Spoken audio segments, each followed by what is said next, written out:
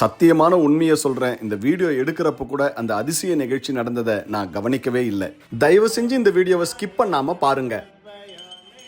தீபாராதனை கொடுக்கக்கூடிய அதே நேரத்தில் பாபாவுக்கு பக்கத்திலேயே இருக்கக்கூடிய ரோஜா பூ அசைந்து அனைவருக்கும் ஆசீர்வாதம் கொடுத்ததை வீடியோ எடுக்கிறப்ப நான் சத்தியமாவே கவனிக்கல. இந்த அழகான ஆச்சரியமான நிகழ்ச்சி நடந்தது எங்கன்னு தானே யோசிக்கிறீங்க.